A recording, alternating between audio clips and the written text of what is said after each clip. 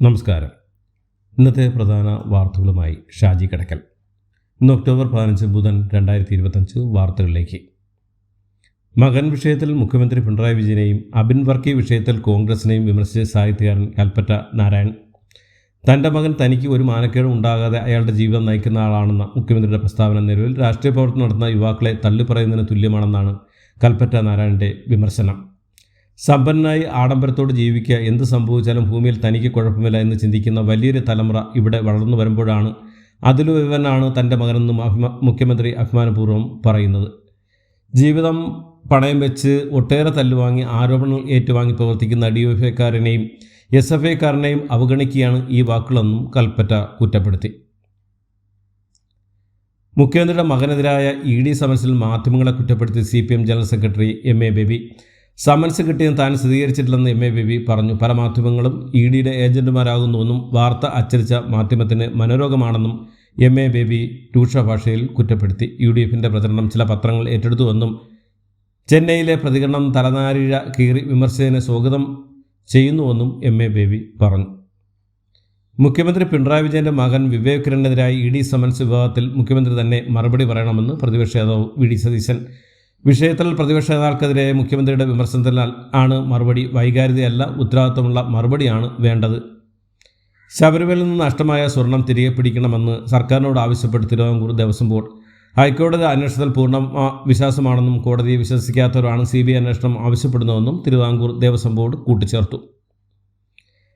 ശബരിമല സ്വർണ്ണക്കൊള്ളയിൽ വീണ്ടും നടപടി. തിരുവിതാംകൂർ ദേവസ്വം ബോർഡിലെ ഉദ്യോഗസ്ഥനായ സുനിൽകുമാറിനെ സസ്പെൻഡ് ചെയ്തു. ശബരിമലയിലെ അസിസ്റ്റന്റ് എഞ്ചിനീയറാണ് നിലവിൽ സുനിൽകുമാർ. 2 ഉദ്യോഗസ്ഥർ മാത്രമാണ് നിലവിൽ സർവീസിലുള്ളത്. മറ്റൊരു ഉദ്യോഗസ്ഥനായ മുരാരി ബാബുവിനെതിരെ നേരത്തെ നടപടി എടുത്തിരുന്നു.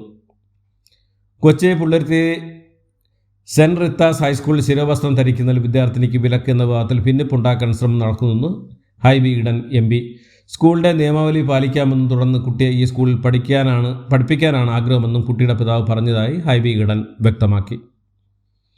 എറണാകുളം പള്ളുരുത്തി സെൻറ് റിത്താസ് പബ്ലിക് സ്കൂളിൽ ശിരോവസ്ത്രം ധരിച്ചതിൻ്റെ പേരിൽ 8ാം ക്ലാസ് വിദ്യാർത്ഥിനിയെ ക്ലാസ്സിൽ കയറ്റാതെ പുറത്തു നിർത്തിയ സംഭവത്തിൽ സർക്കാർ അടിയന്തരമായി ഇടപെട്ടതായി പൊതുവിദ്യാഭ്യാസ വകുപ്പ് മന്ത്രി V ശിവൻകുട്ടി അറിയിച്ചു. വിദ്യാർത്ഥിനിയുടെ പിതാവ് നൽകിയ പരാതിയുടെ അടിസ്ഥാനത്തിൽ എറണാകുളം വിദ്യാഭ്യാസ ഉപഡയറക്ടർ അന്വേഷണം നടത്തുകയും സ്കൂൾ അധികൃതരുടെ ഭാഗത്ത് ഗുരുതരമായ വീഴ്ച സംഭവിച്ചതായി കണ്ടെത്തുകയും ചെയ്തു. എറണാകുളം പള്ളുരുത്തി സെൻറ് റിത്താസ് ഹൈസ്കൂളിലെ ഹിജാബ് വിവാദവുമായി ബന്ധപ്പെട്ട് വിദ്യാഭ്യാസ മന്ത്രി V ശിവൻകുട്ടിയുടെ പ്രസ്താവന ആശങ്ക ഉണ്ടാക്കുന്നതാണെന്ന് സ്കൂൾ അധികൃതരുടെ അഭിഭാഷക മാധ്യമങ്ങളോട് പറഞ്ഞു. യൂത്ത് കോൺഗ്രസ് ദേശീയ സെക്രട്ടറി സ്ഥാനം ഏറ്റെടുക്കൽ വിമുഖത പ്രകടിപ്പിച്ചുകൊണ്ടുള്ള അബിൻ വർക്കിയുടെ വാർത്താ സമ്മേളനത്തിൽ പ്രതികരണവുമായി ഹൈബി ഈഡൻ MP. അബിൻ വർക്കിയെ പിന്തുണച്ചുകൊണ്ടാണ് ഹൈബിയുടെ പ്രതികരണം. യൂത്ത് കോൺഗ്രസ് അധ്യക്ഷ സ്ഥാനം ഉണ്ടായിരുന്ന അബിനാണെന്നും ഹൈബി അഭിപ്രായപ്പെട്ടു. എന്നാൽ ഇക്കാര്യം വിശദീകരിക്കേണ്ടത് ദേശീയ നേതൃത്വമാണ്. അബിൻ അധ്യക്ഷനാകാൻ അർഹനായ നേതാവാണെന്ന് പറഞ്ഞ ഹൈബി ഈഡൻ അബിൻ പാർട്ടി വിടുമെന്നത് തെറ്റായ പ്രകടനമാണെന്നും കൂട്ടിച്ചേർത്തു. വാഹനങ്ങളിലെ അനധികൃത ഇയർ ഹോണുകൾ കണ്ടെത്താൻ സംസ്ഥാന വ്യാപക പരിശോധനയുമായി മോട്ടോർ വാഹന വകുപ്പ്. ഗതാഗത മന്ത്രിയുടെ നിർദ്ദേശപ്രകാരം നടക്കുന്ന പരിശോധനയിൽ 100 കണക്കിന് അനധികൃത എയർ ഹോണുകളാണ് MVD പിടിച്ചെടുത്തത്. 2 ദിവസത്തിനിടെ 390 വാഹനങ്ങൾക്കാണ് പിടി വീണത്.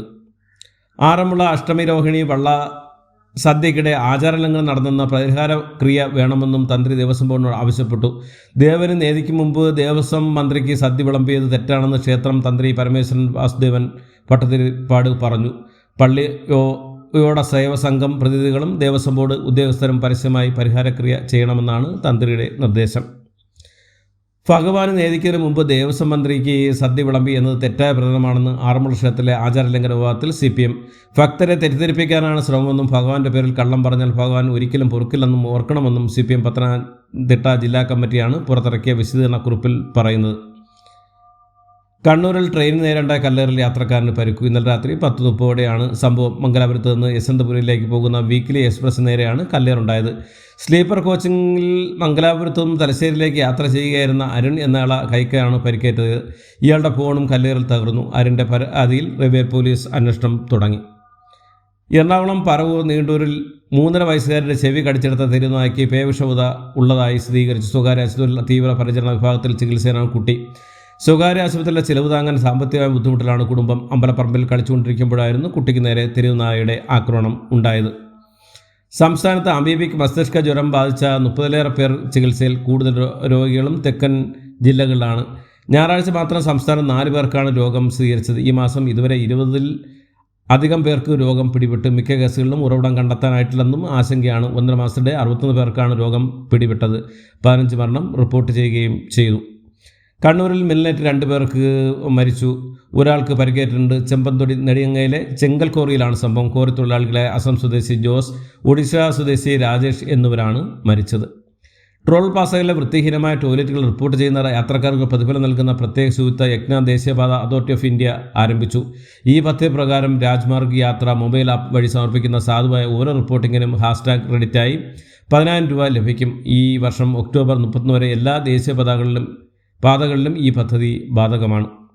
രാഷ്ട്രപതി ദ്രൗപദി മുർമുവിൻ്റെ ശബരിമല ദർശനത്തിന് പുതുക്കിയ ഷെഡ്യൂൾ ആയി. ഈ മാസം 21 തിരുവനന്തപുരത്ത് എത്തുന്ന രാഷ്ട്രപതി രാജ്ഭവനിൽ തങ്ങും.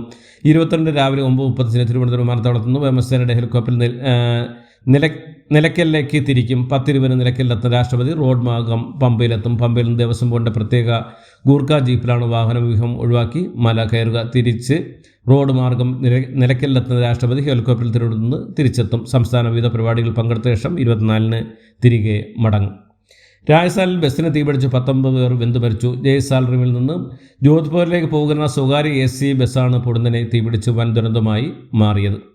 ദിവസങ്ങൾ നീണ്ടുനിന്ന അടച്ചിലിന് ശേഷം തമിഴക വെട്രി കഴകത്തിൻ്റെ ചെന്നൈയിലെ ആസ്ഥാനം വീണ്ടും തുറന്നു പ്രവർത്തനം ആരംഭിച്ചു. ദില്ലി സൗത്ത് ഏഷ്യൻ സർവകലാശാലയിൽ ക്യാമ്പസിനുള്ളിൽ വിദ്യാർത്ഥിനിക്ക് നേരെ ലൈംഗിക അതിക്രമം. 4 പേർ ചേർന്നാണ് വിദ്യാർത്ഥിനിക്കെതിരെ ലൈംഗിക അതിക്രമം നടത്തിയത്. സംഭവത്തിൽ പോലീസ് കേസെടുത്തിട്ടുണ്ട്. തത്സമയം ബീഹാർ നിയമസഭാ തെരഞ്ഞെടുപ്പിൽ ആദ്യ സ്ഥാനാർത്ഥി പട്ടിക പ്രഖ്യാപിച്ചു BJP. ചുമമരുന്ന് ദുരന്തത്തിൽ അറസ്റ്റിലായ ഡോക്ടർക്ക് ഓരോ കുപ്പി മരുന്നിനും കൃത്യമായ കമ്മീഷൻ ലഭിച്ചിരുന്നതായി പോലീസ്. ദുരന്തവുമായി ബന്ധപ്പെട്ട് അറസ്റ്റിലായ ഡോക്ടർ പ്രവീൺ സോണിയാണ് ചോദ്യം ചെയ്യൽ തൻ്റെ കമ്മീഷനെക്കുറിച്ച് വെളിപ്പെടുത്തിയത്. തമിഴ്നാട്ടിലെ ശ്രേയസൻ ഫാർമ നിർമ്മിച്ച കോൾഡ്രഫ് ചുമ മരുന്ന് കഴിച്ച് മധ്യപ്രദേശിൽ മാത്രം 20-ഓളം കുട്ടികളാണ് മരിച്ചത്. താലിബാൻ വിദേശകാര്യമന്ത്രി അമീർ ഖാൻ മുത്തഖയ്ക്ക് ദില്ലിയിൽ നൽകിയ സ്വീകരണത്തെ രൂക്ഷമായി വിമർശിച്ച തിരക്കഥാകൃത്തും ഗാനരചയിതുമായ ജാവേദ് അക്തർ. പഹൽഗാം ഭീകരാക്രമണത്തിനുള്ള ഇന്ത്യയുടെ തിരിച്ചടിയായ ഓപ്പറേഷൻ സിന്ദൂർ ലോകരാജ്യങ്ങളിലെ സൈനിക മേധാവിമാരോട് വിശദീകരിച്ചു ഇന്ത്യ. പാകിസ്ഥാനിലെ ഭീകര കേന്ദ്രങ്ങൾ തകർത്ത ഓപ്പറേഷൻ സിന്ദൂറിനെ സംബന്ധിച്ച് UN സമാധാന സേനയിലെ സൈനിക മേധാവിമാരോട് ഇന്ത്യൻ കരസേനയാണ് വിശദീകരണം നടത്തിയത്.